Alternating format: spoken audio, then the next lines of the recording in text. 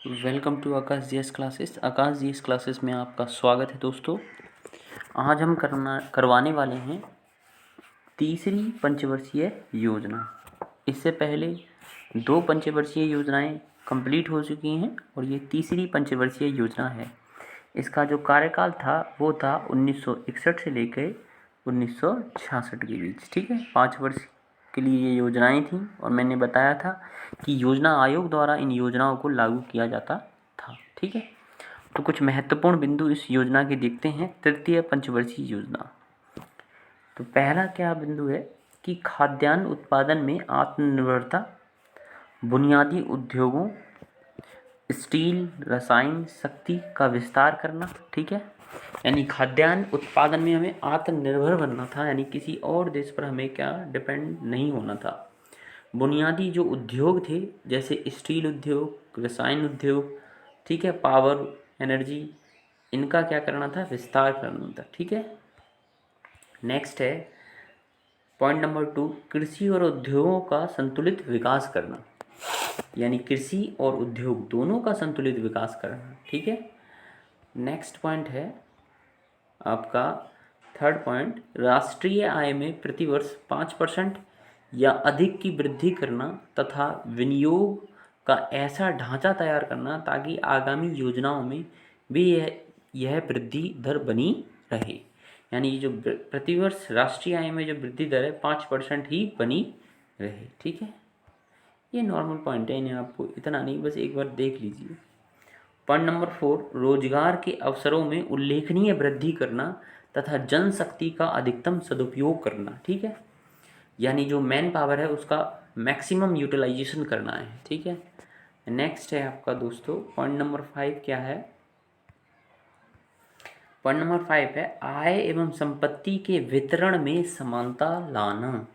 आय एवं संपत्ति के वितरण में समानता लाना, जैसे किसी व्यक्ति पर जो धन की मात्रा है वह ज़्यादा है, ठीक है, तो जो धन का जो है समान वितरण किया जाए। तो आय एवं संपत्ति के वितरण में समानता लाना, यह उद्देश्य सर्वप्रथम तृतीय पंचवर्षीय योजना में ही शामिल किया गया था। वास्तव में यह समाजवादी समाज के निर्माण की दिशा में उठाया गया महत्वपूर्ण कदम था। बहुत इम्पोर्टेंट पॉइंट है, यहाँ लिख रहा है, बहुत इम्पोर्टेंट पॉइंट लिख रहा है कि आय एवं संपत्ति के वितरण में समानता लाना। पूछेगा किस पंचवर्षीय योजना में यह एक मुख्य उद्देश्य था, तो यह उद्देश्य सर्वप्रथम तृतीय पंचवर्षीय योजना में ही शामिल किया गया था। वास्तव में यह समाजवादी समाज के निर्माण की दिशा में उठाया गया महत्वपूर्ण कदम था।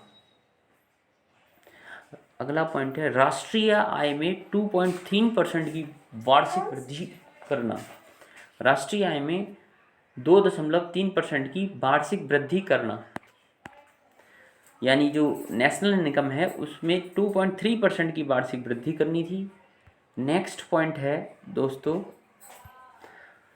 प्रति व्यक्ति आय में वार्षिक वृद्धि दर 0.1% करना, यानी जो प्रति व्यक्ति आय है, ठीक है, पर हेड इनकम है, उसमें जो वार्षिक वृद्धि करनी है वो 0.1% करनी थी। नेक्स्ट पॉइंट है हमारा कुल परिव्यय। परिव्यय मतलब क्या होता है, मतलब खर्च, ठीक है, टोटल एक्सपेंसेस। कुल परिव्यय 10,400 करोड़ का तथा सार्वजनिक और निजी क्षेत्रों में विनियोग यानी इन्वेस्टमेंट का जो अनुपात था वो था 61:39। ठीक है, सार्वजनिक मतलब पब्लिक सेक्टर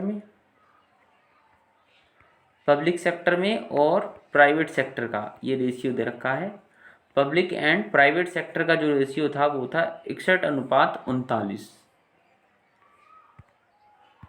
तीसरी योजना के दौरान ही चीन के साथ हमारा युद्ध हुआ। चीन 1962 और पाकिस्तान 1965, 2 युद्ध लड़े गए तीसरी पंचवर्षीय योजना के दौरान। चीन के साथ 1962 में और पाकिस्तान के दौरान 1965 में युद्ध हुआ। साथ ही 1965-66 में एक बहुत ज़बरदस्त घटना हुई, सूखा पड़ा और जिसके कारण अकाल पड़ा था। ठीक है, ये थी आपकी तृतीय पंचवर्षीय योजना। Thank you.